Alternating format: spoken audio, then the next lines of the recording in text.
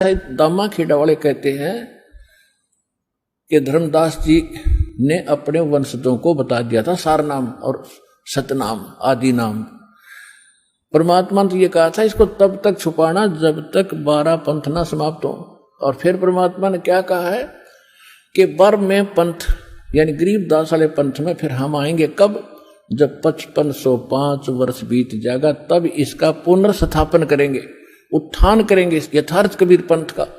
और तब तक इसको छुपा के रखना, और फिर सब पंथ समाप्त करके एक पंथ चलेगा। और इसी कारण से धर्मदास जी को तो जीवित दबा दिया था भगवान ने कि कहीं यू बात ना बिगाड़ दे। धर्मदास जी को परमात्मा ने सख्त मना कर दिया था कि सारनाम और ये सतनाम अभी नहीं बताना, अपने वंशजों को भी नहीं बताना तूने। अब धर्मदास जी कुछ दिन के बाद वृद्धावस्था गणी होगी, 117 वर्ष के हो गए थे, और रह कर भगवान से प्रश्न करते थे कि हे भगवान, आपने मूल ज्ञान बताने से और मूल मंत्र बताने से मना कर दिया, आपने मेरे को 42 पीढ़ी तक मेरा वंश चलेगा यू वरदान भी दे दिया, इनका कल्याण कैसे होगा भगवान, इनको तो इनका पता लगना चाहिए था।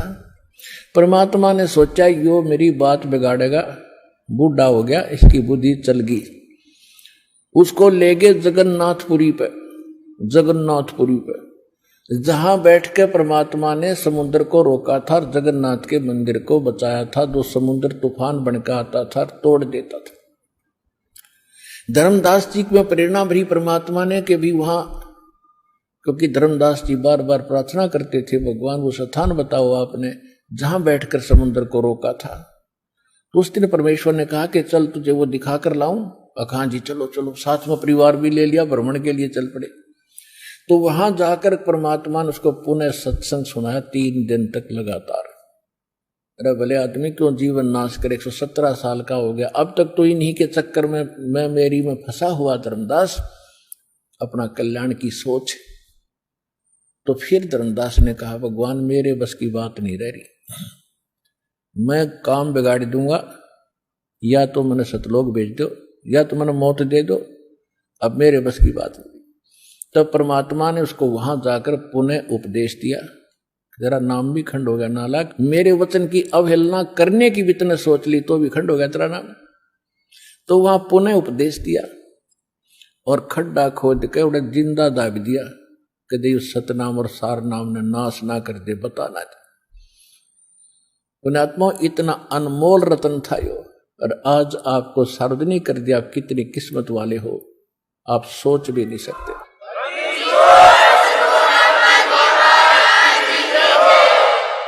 तो जो प्रसंग चल रहा था आज, जो सत्संग सुनाना चाहा था दास, अभी तो भूमिका बनी है उसकी। फिर भी अब जो परमात्मा हमें जो बता रहे हैं कि किस भक्ति से किस साधना से मोक्ष होगा, तो उसके लिए हमने अपनी थ्योरी और प्रैक्टिकल दोनों का मेल करना पड़ेगा। थ्योरी हमारी है सदग्रंथ है, वेद और गीता, ये हमारे भक्ति मार्ग के सदग्रंथ है, यानी साधना के। इसके हटकर किसी पुराण में या कुरान में कोई भी कोई ज्ञान है तो वो कोई साधना मंत्र है, वो मंत्र वेद वाला नहीं है, तो उसको हम नहीं वो तो फिर शास्त्र विदिता का मनमाना किसी ऋषि महर्षि की अपनी सोच का है। ओम नमः शिवाय, ओम नमः भगवते वासुदेवाय आदि आदि, हरे कृष्ण कृष्ण कृष्ण राधे राधे, ये कोई मंत्र नहीं है, ये तो बच्चों वाले खिलौने, अपना मन खुश करने के लिए शास्त्र विदिता का मनमाना आचरण है। तो हमारे सदग्रंथ क्या बताते हैं, 3 मंत्र, और इस सूक्ष्म वेद में कंप्लीट कोर्स है।